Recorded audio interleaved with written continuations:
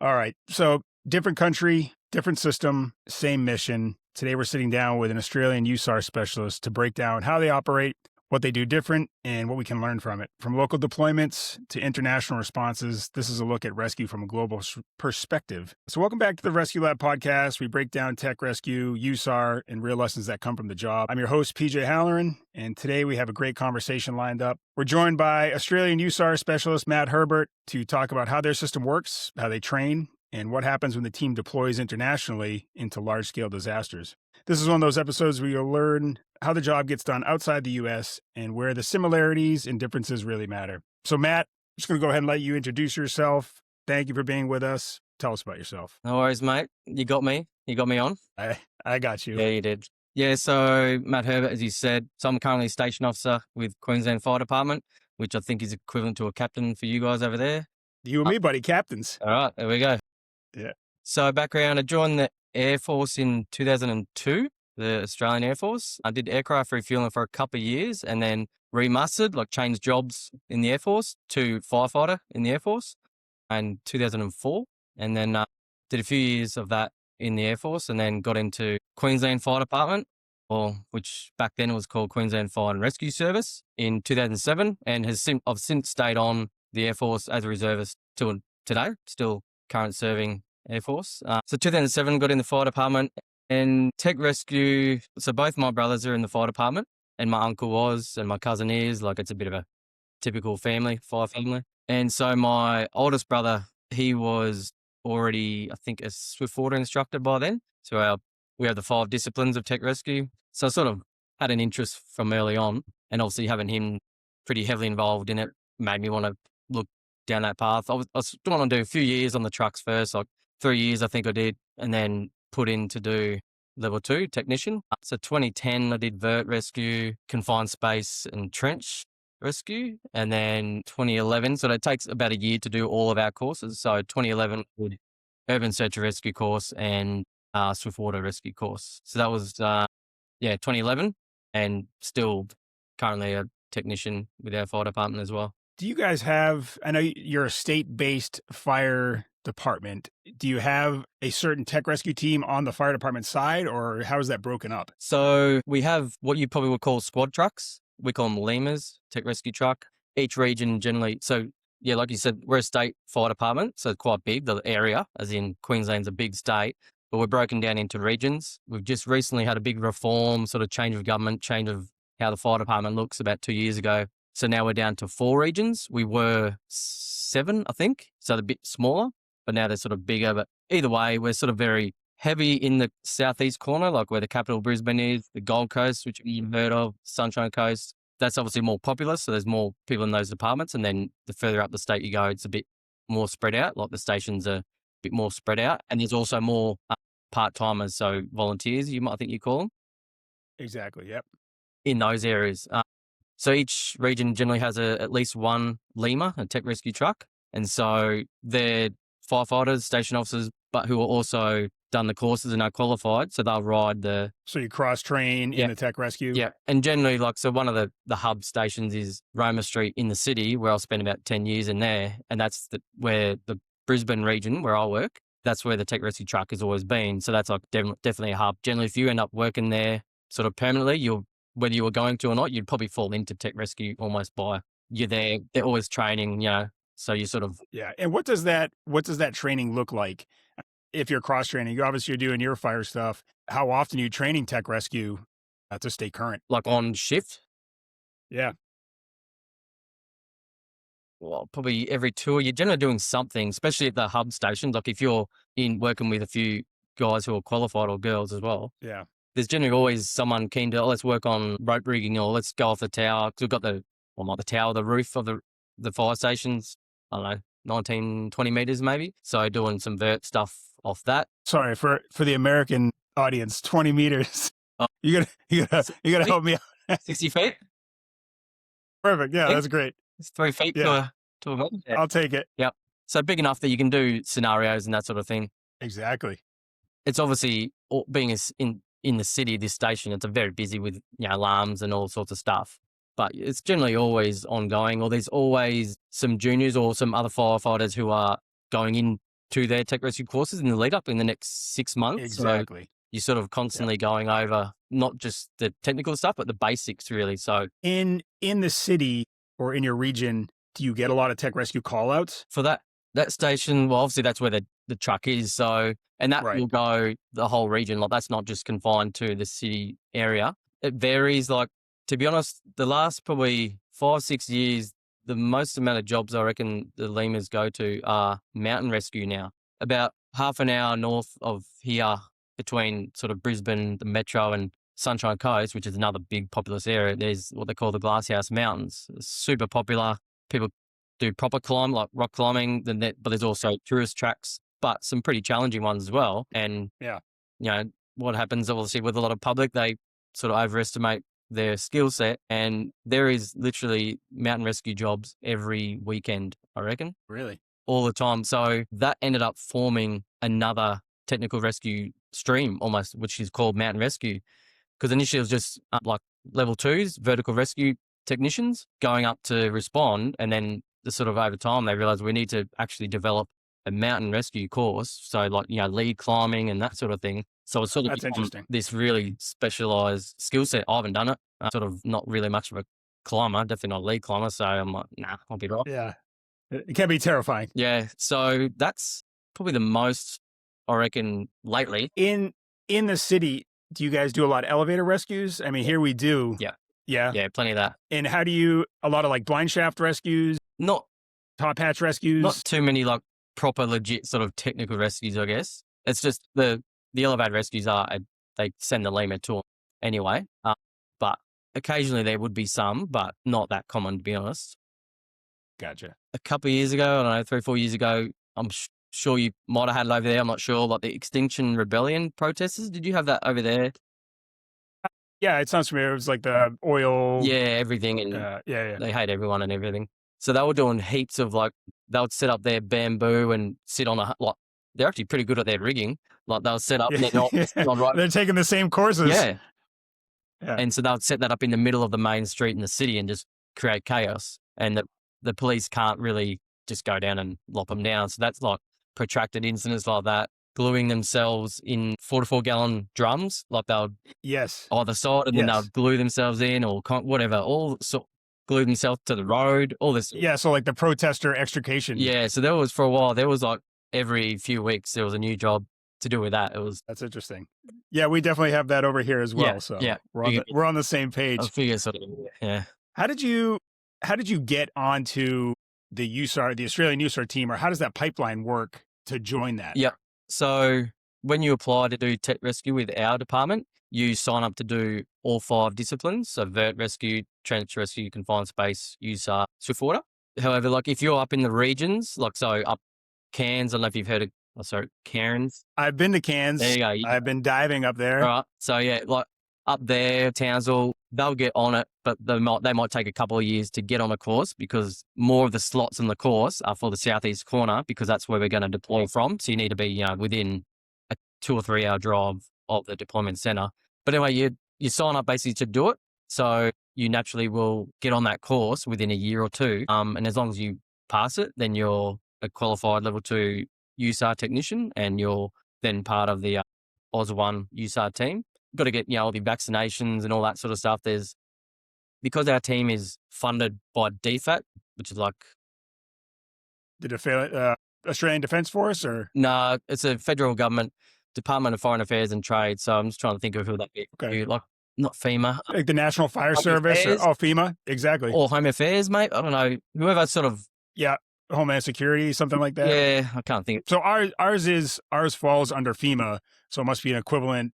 Yeah, actually, probably is because FEMA's more just a fire entity, though, isn't it? And it's a federal government. It's a sector of the federal government that responds to disasters. Okay, so DFAT isn't just to do with disasters. It's like an umbrella. Yeah, but under that is obviously there's different components, and so as part of some funding that Queensland Fire Department or AUS1 get, you obviously have to be deployable. You've got so many, this is more of an INSARAG. Sorry, I'm getting to INSARAG already. We'll talk about that for sure. Yeah. But, they pay for all your vaccinations so you can deploy anywhere in the world and you don't obviously you need to be vaccinated in some areas. That's just one Right. one thing, but that's basically So you have to stay green, as we call it. yeah, You have to pretty be much, ready yeah, to deploy. deployable, yeah. Yeah.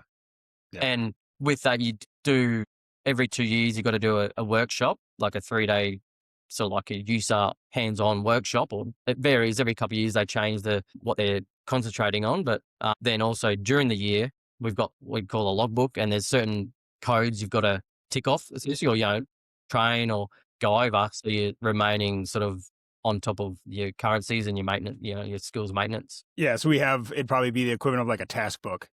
Yeah, it'd be the same. Yeah. Now, do you have, I mean, we have 28 FEMA USAR teams Yeah. in the States. You just have Aussie 1, right? In Queensland, Oz 1, yep.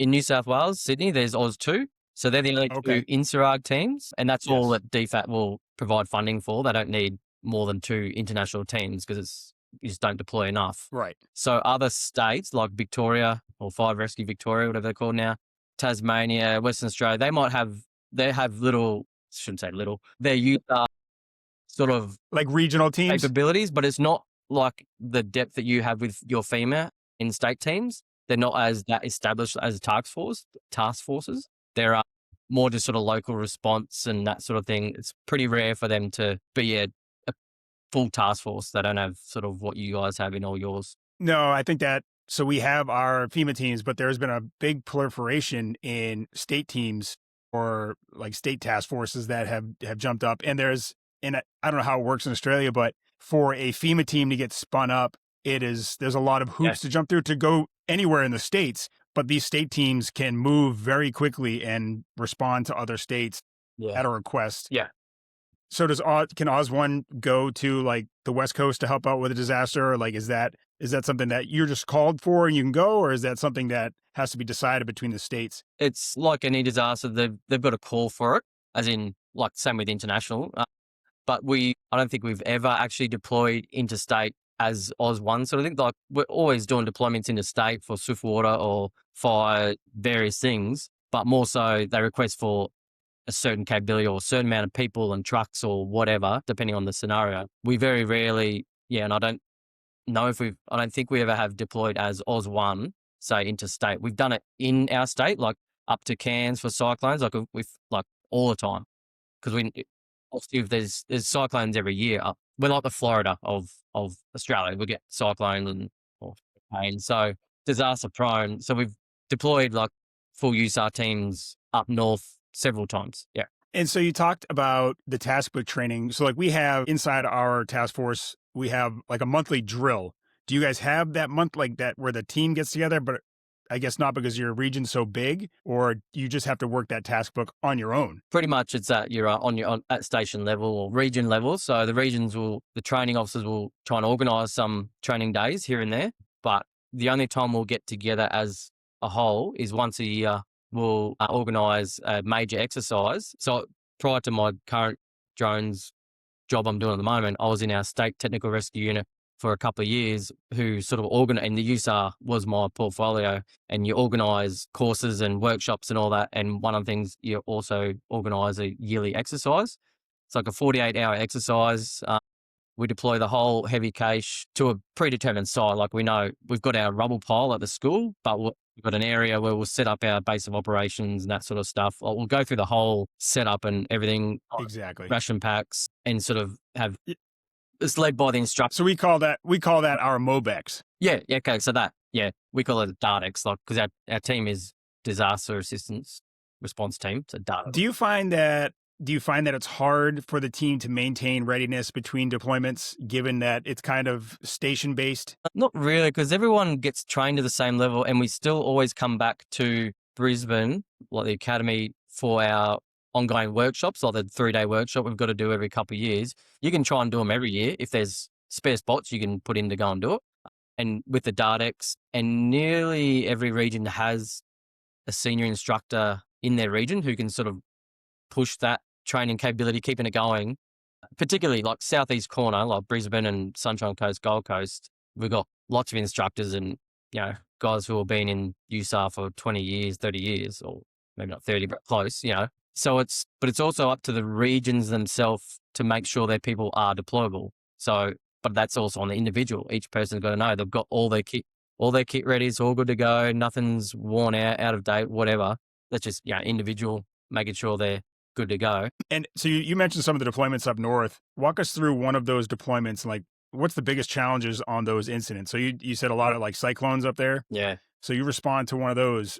What does that look like on the task force side? So as soon as it looks like there's something coming, where I was working at Technical Rescue Unit at the deployment center, you just get so busy. For days leading up, you're just flat out because you're getting the cache ready. Like on the truck, we very rarely fly the cache if it's interstate. We'll only fly the cache international with the Air Force, but you're sort of loading it.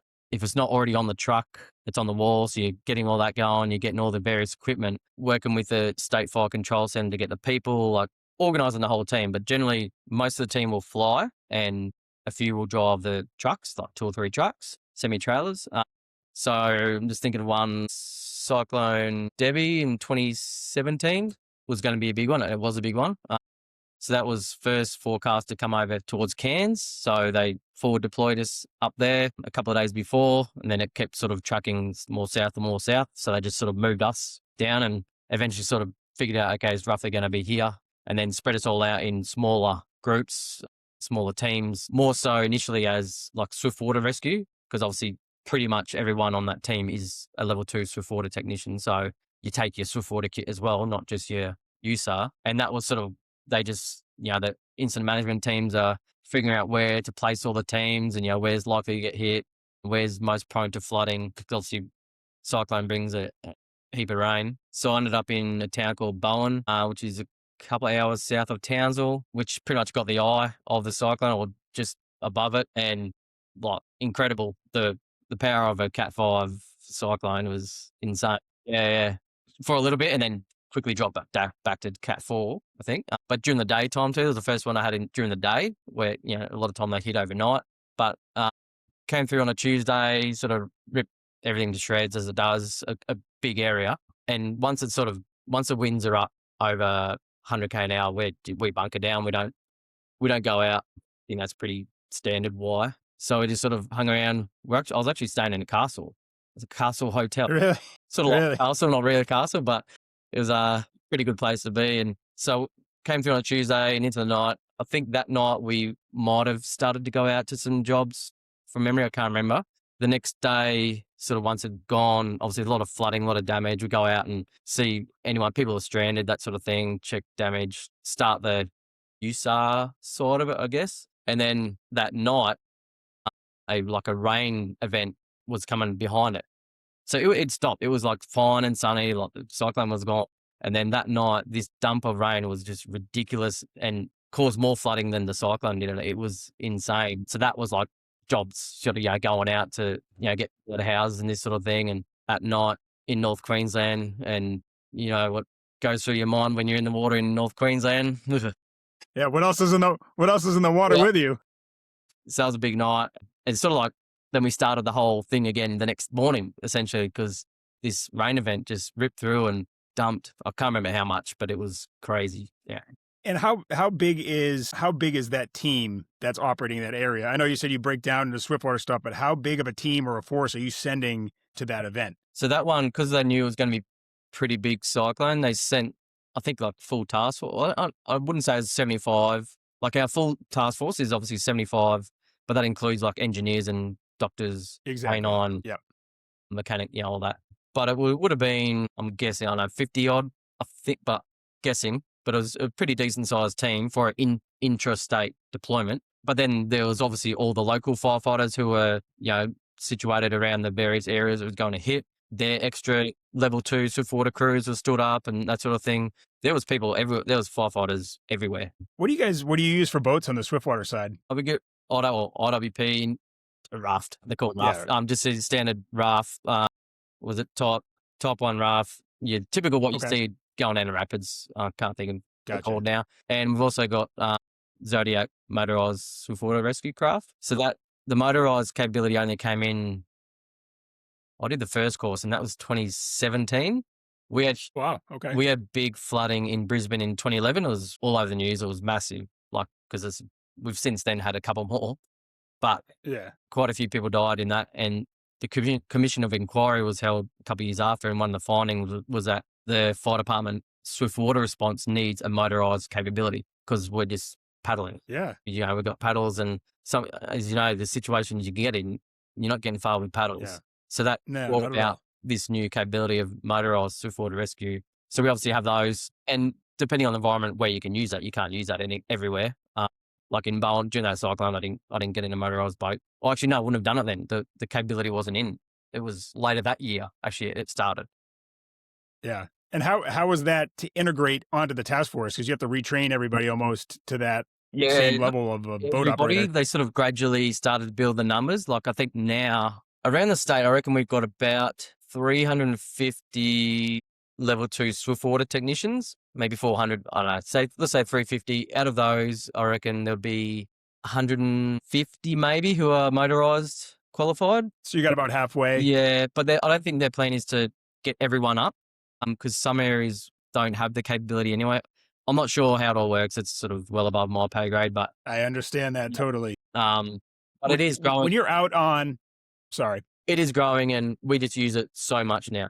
Like I'm sure. events and all that. It's changed the game for us. It's so much better. Yeah, no, and that's a good thing. And who wants to paddle when you can just go? Well, absolutely. It looks way cooler too. When you're out and you're working on the USAR side. So on our side, we use something called SARCOP. And I don't know if that's something you guys integrate. It's like a mobile based thing where you can actually track where you've searched. You can put search markers. How do you get like a wide area search? How are you plotting and planning where teams are working at or where you have tracked? Just GPS or? Yeah, and we have a couple of apps, Survey 123, where you're doing damage assessments as you go on, or Survey 123. Yep. Yeah, so you know that. Yeah, so that's the main one we use, and the various functions that can do for searches and damage assessments, and there's also impact note, which is similar. It's like a damage assessment, but it's more just before the event is. While the event is going, impact notes just get quick info back to the incident command centers to enable, do we need more resources in that area or that sort of thing.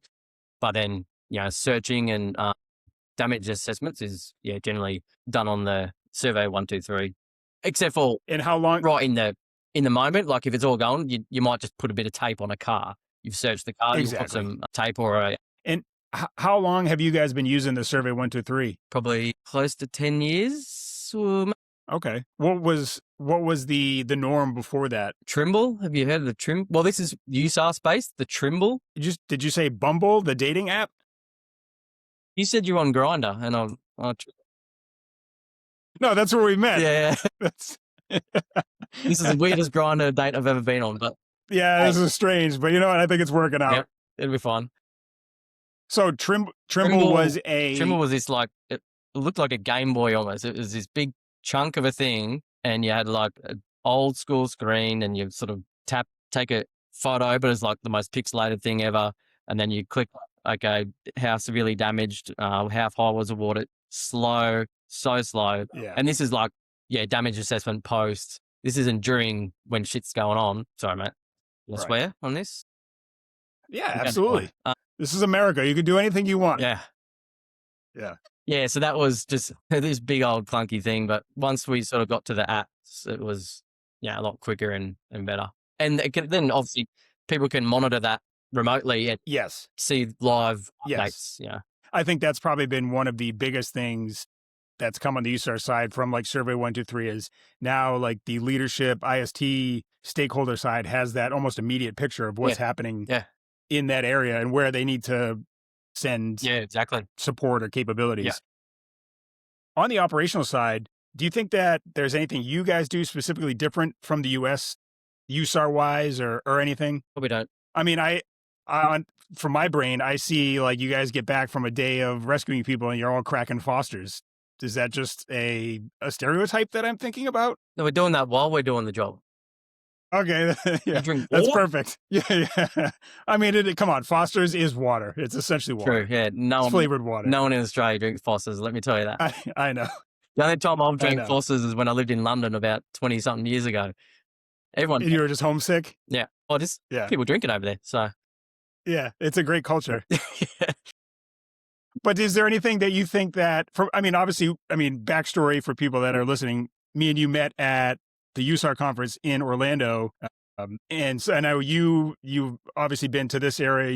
You worked. That's another story. You worked up in Toronto for a bit Yeah. as a firefighter in an exchange program. That's a whole other podcast because that's a really cool program. But I think you've mingled with the American USAR teams. Is there something that you kind of took away that you're like, oh wow, we don't do that back home? Guess definitely from the FEMA teams, because obviously I did that USAR logistics course before the conference. Yes. The FEMA teams and your state teams, like you have these big convoys of your cache team. We're sort of not, Yes. I did mention before, we send the semi-trailers with all the cache, but it's like 2, maybe 3 trucks and everyone else just flies because our state is so big and we just don't, Right. we don't have a heap of vehicles and various trucks, flatbeds and all that. We have a couple. We will, depending on the event, we'll send, smaller vehicles with trailers, boats, like a swiftwater response. But just like doing up big, like convoy plans and all that sort of thing, that's sort of not really much of a USAR type thing. When we send swiftwater teams somewhere, like there might be like 6 vehicles with boats on trailers. Right. So that'd be like we call them MRPs or mission ready packages, and they can just send out swiftwater techs. Yeah. And they'll move it like that. But it's interesting that you guys, I mean, obviously just due to the distance, but you fly everywhere. For our teams, it's like nowadays it's very hard to get that either commercial or military air capability. So we have to drive everywhere. Yeah. And obviously USA is massive as well. So like I've talked to some of the guys and they're driving a long way to events. Yeah. You're talking teams from California driving to Florida. I mean, and they're trying to get there as quick as possible. And it's a long road. I heard it. Obviously, driving Brisbane to Cairns, that's only 2 days. It's still a distance, but it's only 2 days. And usually they'll try and get that truck going ASAP while they're still organising the rest of the people and the other stuff but we'll always fly commercial within Queensland. It's generally just international and we go military. Gotcha. Yeah. Are there any tools or techniques that you guys use on your end that you think would surprise, rescue technicians over here? We get issued a kangaroo that you ride. I heard that. Yeah, it's a skill. I heard that. There's a course. Yeah, tactical kangaroo course. Yeah. Have you done it? Yeah. My head. Obviously, I haven't been deep enough in the US teams to know the only teams I can compare really to are Virginia and LA County because they're the insular team for you guys. But in that regard, we're almost the same as them, really. That's an international cache, isn't it? And in a sense, there's like 180 something insular guidelines that you've got to meet, which vary in not just operational capabilities and all that, but like I said about the, vaccinations and having someone who speaks English or Japanese or, whatever. I guess skills-wise, without knowing enough about what you guys do, I'll think about it if something pops up. Well, then we'll have to start a USAR exchange program and I'll come train with you guys. How about that? Sweet. And we'll learn more about that. Yeah. All right. That's your word. Yeah, everyone heard it here. Yeah. What do you think? What is something that we as USAR technicians don't train on enough? Or even in the tech rescue side? Ooh, you should have sent me these questions before, No, this is exactly why I don't send you these questions. Well, we don't train enough. Well, I think there's so much in the tech rescue world that you sort of can't narrow down. You almost a broad. Yeah, it's like information overload. Jack of all trades, master of none. That you sort of, the way our training and logbook is set up is that you will go over everything a bit. Like obviously when you're doing workshops, you're concentrating heavy on something for that year or whatever. Like the instructors will always set up the workshops. So, okay, we haven't done focus on this, like swiftwater rigging from a boat or, lowering a rescue from a boat, that sort of thing. So they'll do a workshop series on that. But then 2 years later, they'll mock up some other things. It's such a broad area. It's a tech rescue. It is very broad. It's so involved that unless you sort of can put all your time into it, like it is just, it's huge. I fully agree with you. It's very, and especially on like the company level side, trying to plan training, it's like, there's just so much coming at you and it's just hard to that's why you have to come up with a plan and try and follow it the best you can. Like I still struggle with that too on our planning side at the company level. It's just like, you're looking at a mountain of information that you Mm. have to continually train on. Yeah. And it's just, and obviously there's not the budget, there's not the funding, there's not sometimes people aren't people are on vacation. So it gets complicated. Yeah. Do you have like, the workshops or or is that what you'd call your Modex? Well, so we have like our monthly drills, and even that there's things that you might go in and you're not working with your rescue discipline. Maybe it's a team wide PowerPoint on working in a contaminated environment, but that's a box that the team has to check for the year. So there are varying reps where you don't work on something for a long time, or maybe there's the team has a Swiftwater team, but like I'm not on the Swiftwater team yet, even though I am Swiftwater certified. It's just steps that you have to take. Yeah. So you have to continually keep training and build towards that if that's something you want to do. Yeah. So we talked a little bit about the NSROG side, but would you just give us a quick overview? We'll get into the international deployments. What is NSROG and how do you guys fit into that capability as Aussie One? Yeah. So INSARAG is International Search and Rescue Advisory Group, which is under the banner of the UN OCHA, which is a standards. I guess you've got your FEMA standards for the FEMA teams. INSARAG is standards for teams that can deploy internationally, and they've got to meet certain benchmarks of varying. So a heavy task force has got I think it said it was 180 something guidelines or boxes to tick, which ranges from being able to do 400 mil cuts or whatever, having everyone vaccinated, having incident management capability, avert rescue capability within the USAR function. And so the way teams are classified, so Queensland's team is AUS1, as I mentioned, because we got classified first in Australia, and that was 2008. So teams will sort of spend quite a few years building their capability, and because you've got to have, I think it's at least 2 deep. Like, so a task force is 75 people, you've got to have at least 2 deep, as far as I'm aware. And so it takes quite a number of years for a fire department to get to that level, and obviously a lot of funding. And we're lucky we get federal funding for that. And then to get classified, you get booked in to do a IEC, so International External Classification, where INSARAG assessors from around the world will come in, and one guy's specialty will be the logistics function, one will be the rescue, one will be the management, one will be the medical, and they are literally just honing in on that function as it goes throughout the 3-day exercise or whatever it is, and making sure you tick all these boxes. And basically if you get all greens, you're obviously sweet, you've smashed it. Doesn't happen. There's always some yellows, and probably a good thing, because if you got all perfect, well, what do you got to do next time? You got to go perfect. But exactly. A few yellows, is okay, but obviously any reds is no good. That's sort of like it. And if Aussie One wasn't certified, would like AUS2 step in and try and take that role from you, or what would they look for to try and fill that gap? Well, because they got certified, I think 4 years after us, like they were sort of building up similar time. And obviously this is the first couple of years I got in the job. So, and that was probably another reason why I was attracted to it. Seeing this whole IEC, this USAR classification exercise was a huge event. Like, it's years in the planning. So they were also building up their capability at the same time. And the way it worked, once they even before they were qualified, to be honest, we do a 3 monthly on-call rotation. So for the first 3 months of the year, AUS2 are on call for any deployments. If something happens internationally and want to send a team, they'll go. And then when we're next 3 months, we're on call.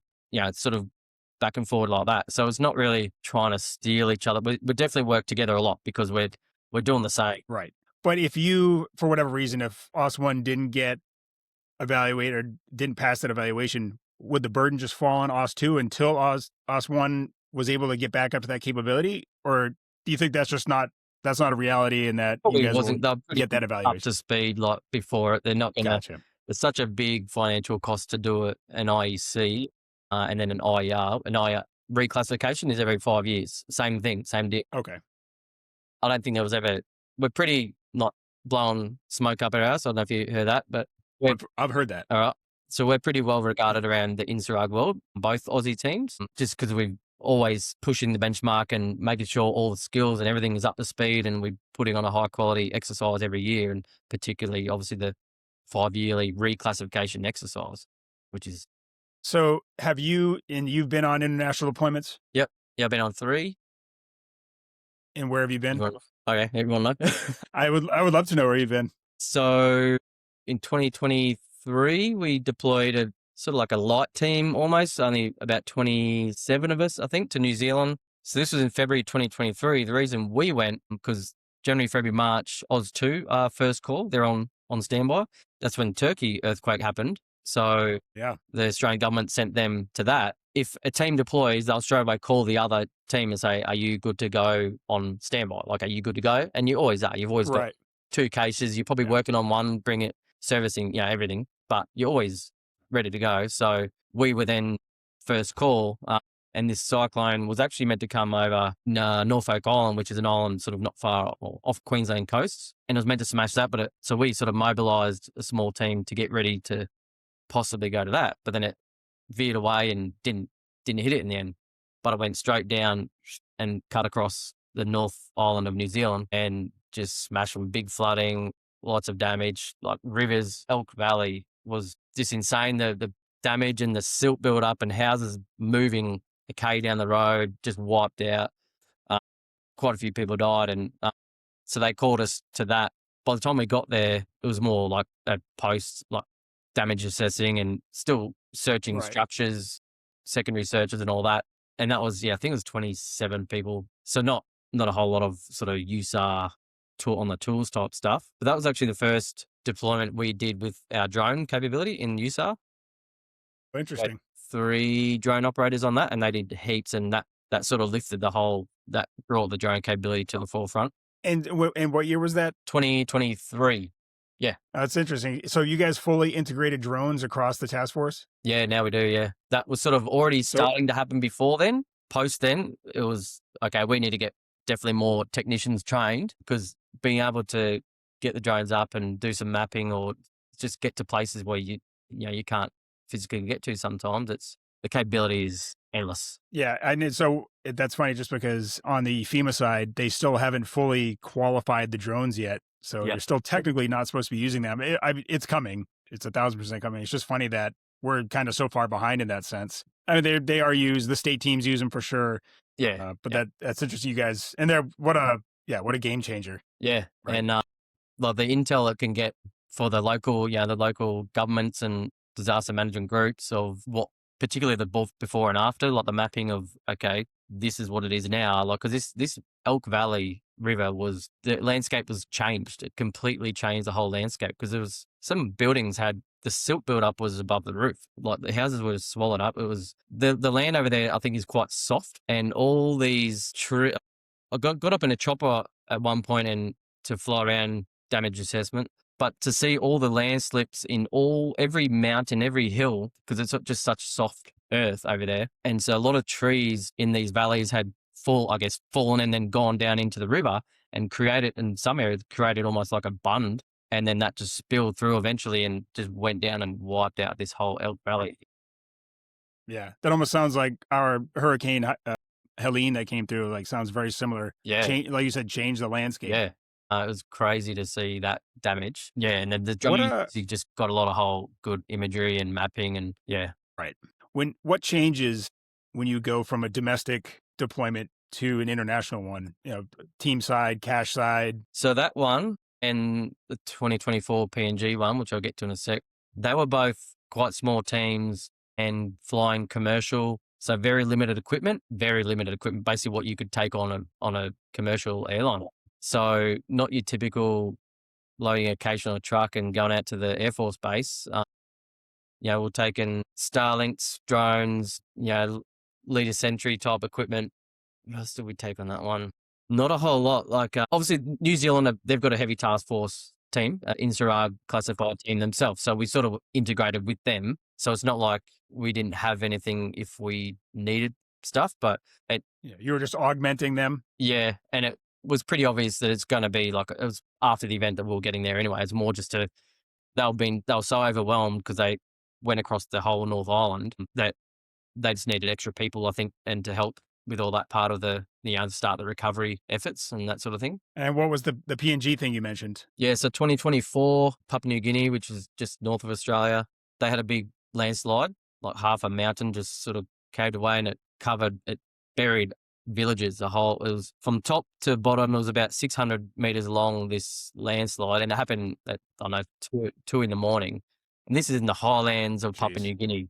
This is it's back in time up there, like seriously back in time, and just covered villages basically, like buried them. And there's boulders that were the size of this room. It was insane. So that was because we weren't going right up there with tools and everything, and the government didn't request that. They requested assistance, but more so like the technical aspect of mapping and drones and helping with the recovery. As it turns out, so I went on that one as a drone operator because by then I was a pilot. And I don't know how much you know about Papua New Guinea. It's a pretty dangerous place. Like Australians who work there are generally live in compounds and that sort of thing. There's a lot of violence and gang violence, and it's like going back in, like I said, going back in time. It was. So sorry to cut you off. You just that brought up a good point. Is like even here domestically, when these FEMA teams travel, they have force protection with them, so they'll have a government agency, like a law enforcement agency. Yeah. How does that work overseas? Do you guys travel, or are you paired with some sort of law enforcement entity? Depends where we're going. Like the New Zealand one, we went. Obviously, the local police are here and there and everywhere. They were. Right. But Papua New Guinea, we also took a agency from a person from DFAT and a person from NEMA, our National Emergency Management Agency, which they oversee basically our safety. Like they do their risk assessment. Okay, can we go here? Can we go there? And do the background. There's obviously a whole lot going on in the background with that. With back to Canberra.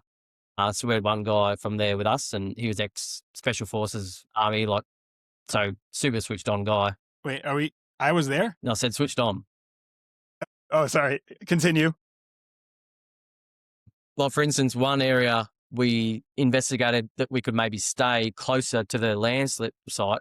We did sort of a bit of intel and went and had a look and got all the info back to, this is probably day 2, got the info back to Canberra, and Canberra knocked on the head, said, no, we're not having our Australians staying in that town because there's history of violence, there's machete violence and gun violence. It's generally all the tribes fighting each other, but there's just too much security risk. So we were actually staying in Port Moresby, which is the capital, right down the bottom. And we were getting on an Air Force plane every morning, flying up to a remote airfield, Wapiti Amanda it was called, landing there, and then getting a chopper into site. So every day, and then out, and then in, and then out. Just because they couldn't. That's a long day. Yeah, they couldn't risk us staying up there for 2 nights towards the end of it. I think we're there for 10 days. For 2 nights towards the end of it, they did happen to get the okay to put us up at a town called Economy. I forgot. A little bit closer, but still quite like a chopper ride was probably 40 minutes to get there, but it was quicker than hopping on a plane and then a chopper.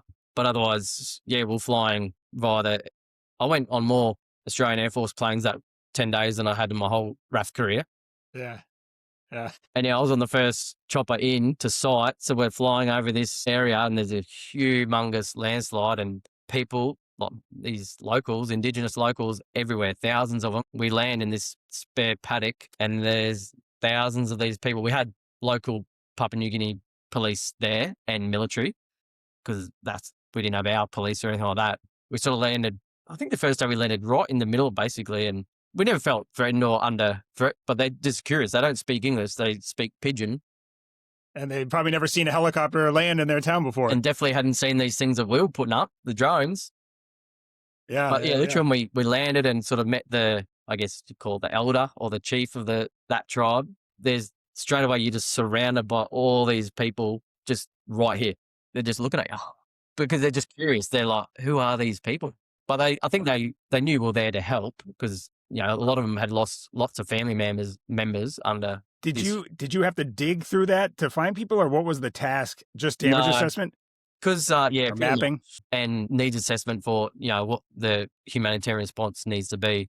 Because we got there 2 or 3 days after. I can't remember off the top of my head. They were already digging them. They had their own sort of rosters going, and this is just villages.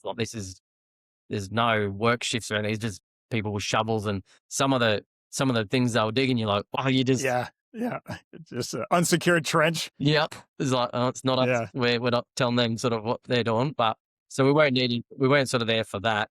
It's sort of about the mapping and then eventually it basically turned into more of a humanitarian mission because there was so much humanitarian aid coming in, like from AusAid and USAid, because that was still on back then, Japan, we were sort of, as part of flying up every day, we're also unloading planes full of all this humanitarian equipment and helping the logistics side of getting it up there. Cause it was even from the airfield we landed in, it was still like a 2 or 3 hour drive from there up through the Thailands. And initially, like, having struggles with just logistically making things happen, and just a sort of typical not backward country, but there's not much infrastructure.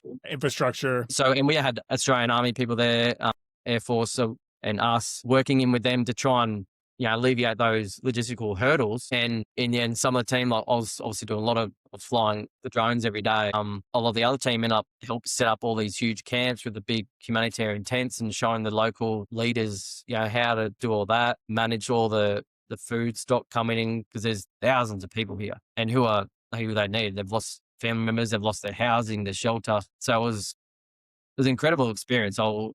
When I flew in that first chopper, it was like I'd just gone to another world. It was crazy.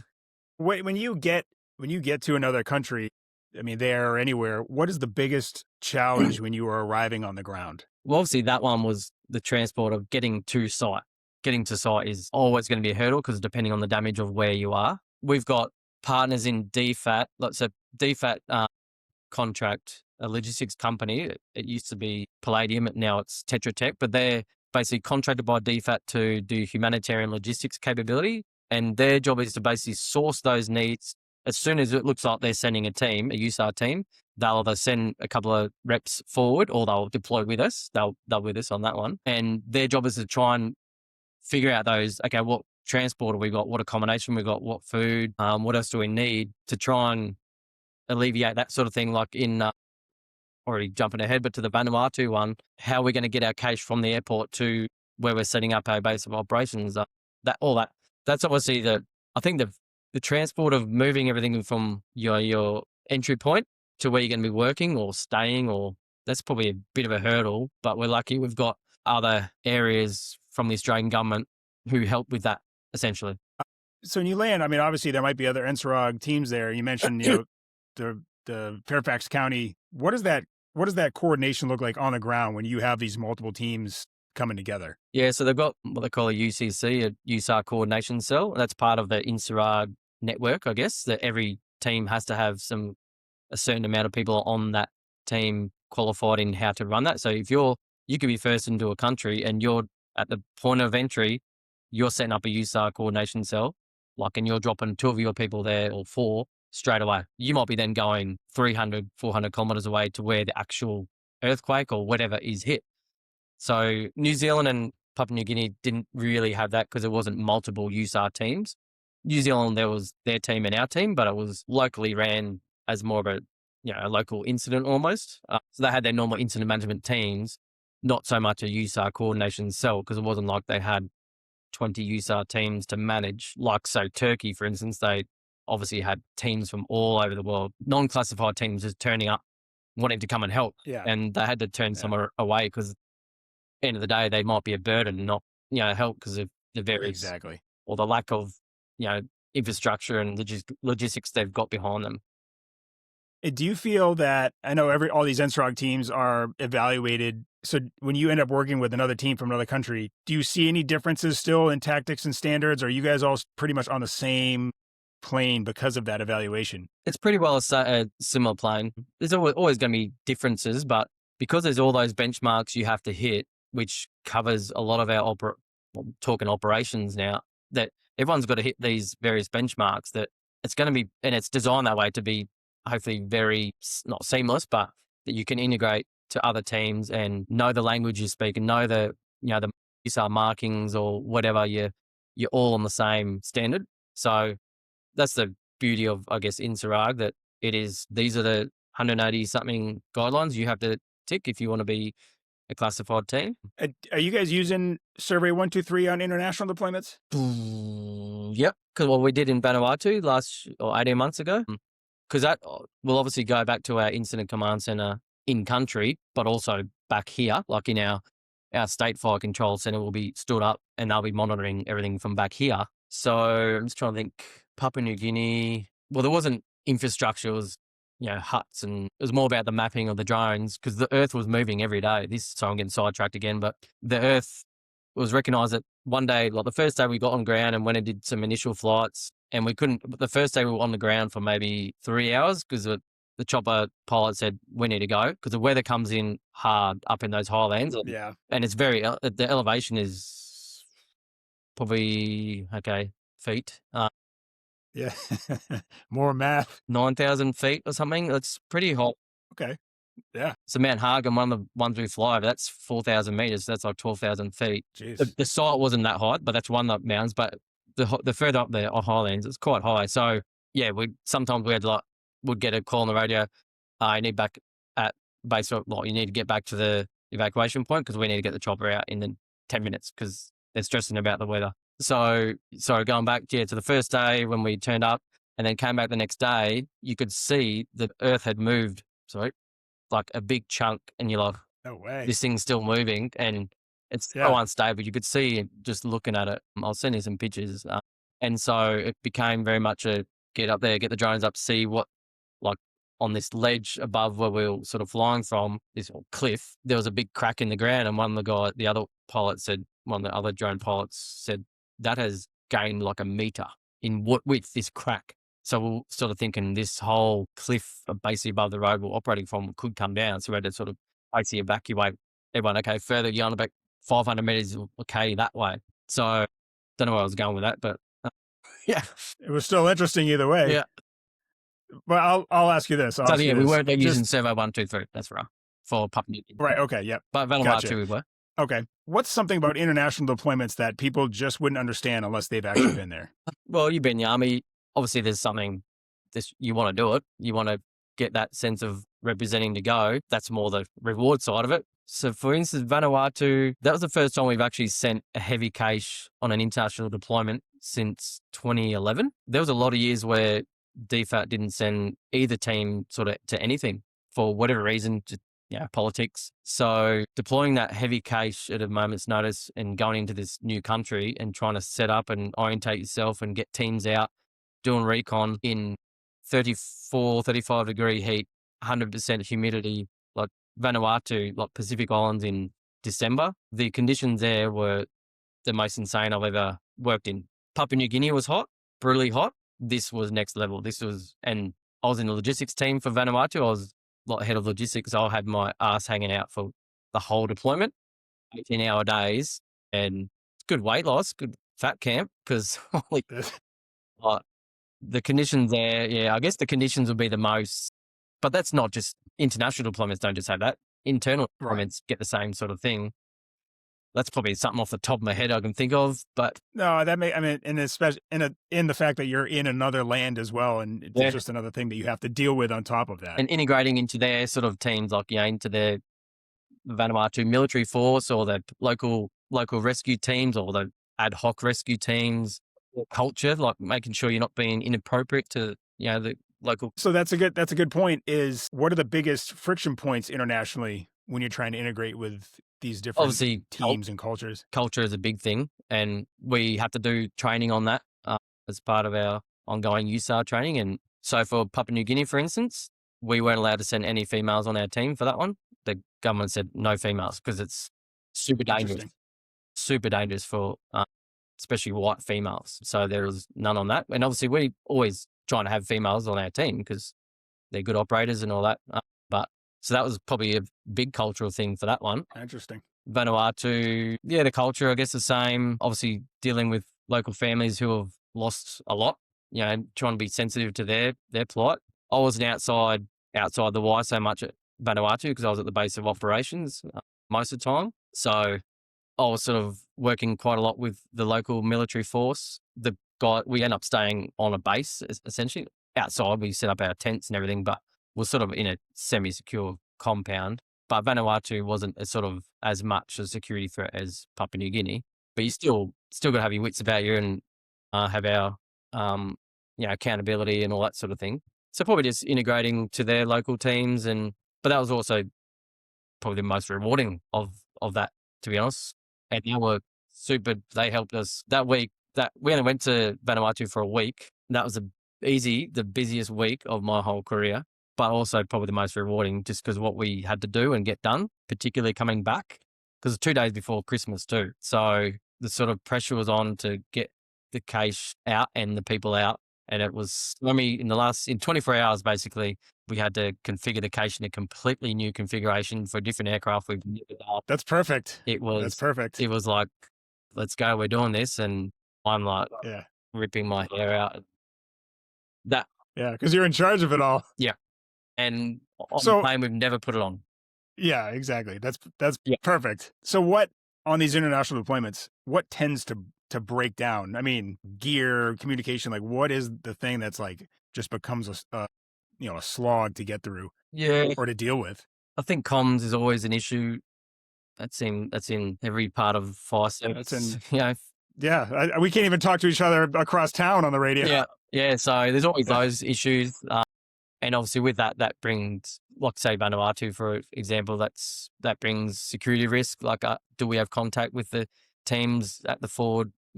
At the pile, so to speak, making sure that you can get hold of them. Obviously, we're getting more and more Starlink type stuff, which helps. Very big.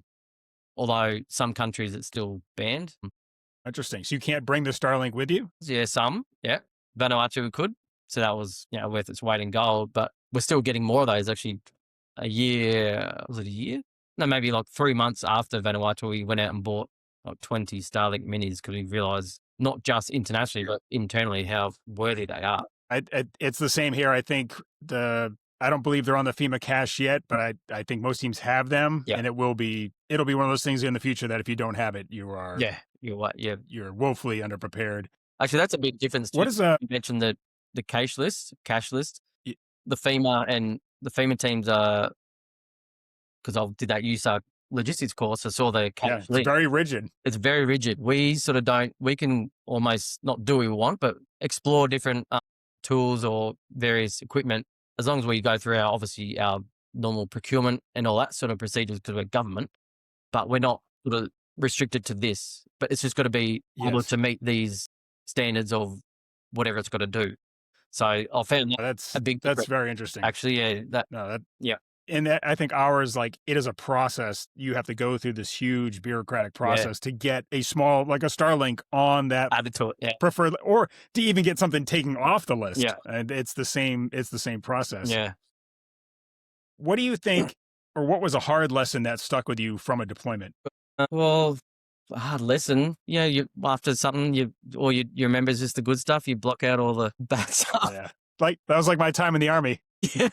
Yeah, like I guess for like say Vanuatu, because that's the most recent one. Just getting getting resources, which obviously when the whole town the whole island is devastated, you're sort of trying to get resources because you're logistics and you need to get things, but getting certain items proved very hard because you also don't want to flush out everything and take away from the locals. That's not what we aim to do at all. We aim to be self-sufficient completely to an extent.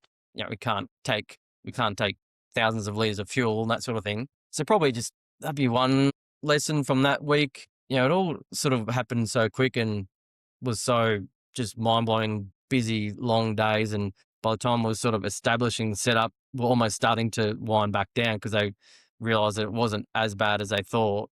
Because when we deploy, it's going to be up to 14 days. Okay, I was going to ask you that because that's similar as well. It's 14 days. That's the standard sort of USAR international response will be 14 days.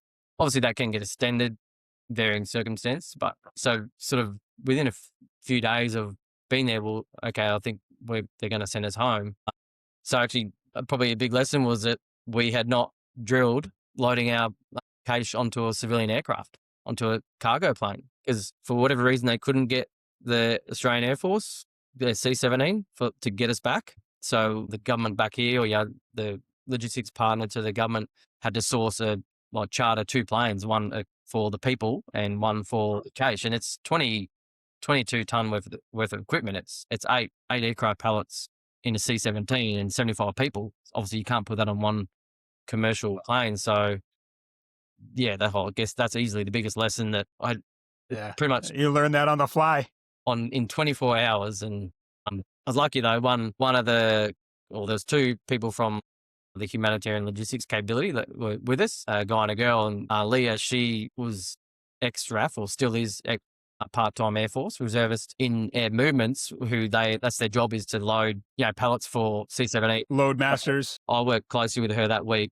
Like, I think that in that last day, the last 24 hours, I counted the next day, we had, I think it was like 50 something phone calls to each other through obviously the Starlink, but because she was sort of down at the airport and I was back at the base, and we didn't have big trucks. It was like literally, okay, build a pallet, like a normal pallet, not an aircraft pallet. Get it. Okay, I'm going to prioritize, put that truck on there because then Leah's going to sort of put that in. It was a whirlwind, man. It was unbelievable, particularly that's the fun of it. That's logistics. Yeah. So that was a huge learning curve, having to do that in basically on 24 hours notice. Yeah. I'm going to go completely opposite on here. What do you think separates a good rescuer from a great one? So you from me, or like a rescue technician? Like what is it? What is that defining item that takes someone from good to great? Well, obviously, everyone has their specialties, I guess, because it is such a wide realm, tech rescue. But I think being able to involve might be a jargon, but being able to involve your team and get, okay, he's going to be good at this. Let's use him. Let's use her or him for this, and just build the team together to get to. Oh no, that's probably more of a leadership thing as opposed to. That is, I mean, I think that counts. Being able to understand who's good at what and where to place them, and utilize your strengths and your people. Oh, that's absolutely a skill, and that's something that was hard. That was a lesson for me coming in as a captain on the rescue. Is like it was hard for me to be like, I feel like I need to know everything, and then I finally had to take a step back and be like, I don't need to. I need to know who knows what. Yeah, and that was an important piece. Yeah. and that took a minute for me to process. Yeah, it's too big a scope of tech rescue. It's so big that you're never going to be over everything. You're going to have people who are really good at certain things, and you just got to know those strengths and how to use them to the best you can.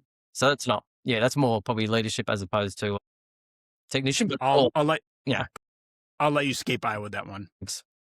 We'll get No, this is perfect. I like you're on the ropes. What do you think what do you think the U.S. teams do really well? What's one thing the FEMA teams do really well? Again, I'm going off fairly limited exposure. See, these ones you should have sent to me because at least I could, do a bit of research. Listen, you're here now. You have to fight through it. Because now it looks like I'm just saying they do nothing good because No, that's not true. Everyone's going to know that you're really well put together. And I won't edit any of this out. So it's going good. Yeah, this is on the cutting floor. That's all right. No, it's not. It's not. But I mean, you've seen Virginia and LA and you've worked with them. Was there something that you were like, I haven't worked with them myself. Okay. But we've sent like our people to assess them or evaluate them or mentor in the lead up to their sort of reclassification. So I'd be sort of speaking on someone else's behalf by going, oh, well, they did this good or that. I know Americans in general, but also the USAR teams, when outsiders come in, they're like so quickly welcoming and happy to take you on and show you the ropes. And like on that course I did, everyone was unreal to me. I was the one outsider, basically. I think there was a couple of Canadians and a couple of Koreans, I think, but I was one of the non-Aussie, the non-American USAR technician. And they were super quick to help me and bring me in, okay, just explain what's going on here if it was a bit different to what we do or... Yeah. I mean, I remember I talked to you. I just felt bad for you. That was all. Yeah. That was yeah. I'll let you go by with that one. And now I have a hot take for you though. This is a hot take question. Who's better, Virginia or LA? And you can't say no. You have to you have to commit to one. Well, Scott Schermerhorn was on my course and good dude. I'll go with Virginia. Nice. Safe bet. That's very diplomatic too. All right, I'm gonna hit you with some rapid fire questions. Just whatever comes to you. Yep. The most overrated piece of equipment. Can I say the Trimble? Yeah, that's fine. Do you guys still use that? No, we don't. It did its job. Overrated piece of equipment. Just in mothballs now? Yeah, they're like a paperweight. Pass. Most underrated skill. Hey? Most underrated skill in tech rescue. Might have to come back to those. What is one thing every rescuer should master or try and master? The basics. Definitely being on top of the basics all the time. Because there's always going to be things you fall back on, fall short on, because like I've said a heap of times, it's such a big capability that having the basics right, that you can still then, something comes up that you haven't done for quite a while, you can sort of not fumble your way through it, but figure it out because you've got the rest of it in the back is, you can do It's very perishable. Yeah, Everything's yeah, very perishable. What's one skill that you wish you trained more at? everything. Podcasts? Hey? Podcasts? Yeah. Or saying no to podcasts. No. Never. You got to. You're that Rigging. perfect. Get out So of here. rigging. Oh, Get out. See, that's a good fallback. You can always fall back on rigging. This is. I'll throw you some softballs. If you could give one piece of advice to rescuers coming up in the field, what would it be? lean into the people who have been around for a while, because obviously over time, the knowledge and experience you gain, if you can get some of that out, you'll always pick up little bits that are good from all the various people. Luckily here, Tech Rescue's been around now for 20 odd years, I guess, in our department. For the first few years, there's a bit of a us and them, and it was, we got the nickname Tuggers because we're tugging on ropes, tugging on ourselves, and I like that. Yeah. that nickname is actually it's still called Tuggers, but probably, but a lot of that sort of not animosity is gone. Well, I wouldn't say it's animosity, it's just a bit of us and them. That's sort of a lot of that is gone. So it's not like a little cliquey club. So you can sort of lean on, there's guys who were on it for a lot of years and who then hand their gear back because they've just had enough. So they're not, but you can still lean on them. They've got years and experience behind them. Just don't be afraid to ask questions. That's not just a tech rescue thing. That's anything. Don't know. That's a life thing. Yep. Where do you see USAR heading in the next 5 to 10 years? For us or in general? For you guys, yeah, but for general, I mean, you've traveled, and what do you think is coming down the pipeline for USAR? New technology, anything? Obviously drones, a lot of drones, and that's what my space, what I'm doing now. For us, I guess it's geopolitically, the Asia Pacific area, we're sending smaller, we did send a heavy team to Vanuatu, but we're often sending smaller teams to various things in the Pacific Islands because it's I don't want to get political, but it's an influence type thing as well. So like we've, in the last, 5 years, maybe 6 years, developed more small teams caches for that sort of thing. Still going via military. So, but yeah, teams of 12 or 24 or that sort of thing with small amount of kit, totally, dependent on yourself, but to get in early, assess, help the local disaster management groups, and to then, if we need more coming in afterwards. For us, I think that's definitely the space our government is going, because like I said, we hadn't sent a heavy task force anywhere since 2011 until we went to Vanuatu 18 months ago, because it is a massive cost, obviously, and a big undertaking, because it's not just our 75 people and our 22 tons a year, it's then all the defence force and then all the DFAT people and the NEMA, and there's, as you know, there's so much going on around that we don't see it. So more sort of niche, small teams, I think, for us. Yeah, no, I think on our side, there is especially with all the turmoil and bureaucracy in Washington with FEMA, there's been like I said, a rise of those state teams, and they bring a lot of quick capability, as to where FEMA can have that sort of prolonged presence in a disaster zone. So it'll be interesting to see where that sort of goes over the next 5 to 10 years, and how these teams continue to sort of play out and flesh out and see what happens. Yeah. But it's obviously the drones, like you mentioned, and the Starlink, and how those all start to integrate and where that ends up. Yeah. But hey, I mean, I appreciate you coming on and sharing your perspective. I know I've been chasing you for a while, and the little backstory is there was a little incident this morning where he thought he was going to get away with not having to talk to me. But this kind of conversation is what makes everyone better at their job, for real. And for those listening, if you got something out of the episode, share it with someone on your team. This is the Rescue Lab podcast, Tech Rescue USAR, real lessons from the field. Matt, we want to say thank you very much for coming on and sharing your stories with us. And we'll definitely see you on the next one. Yeah, right? For sure. And it wasn't as bad as I thought. Not at all. You did great. So we appreciate it from the Rescue Lab. Thank you, my friend. Thanks, Matt.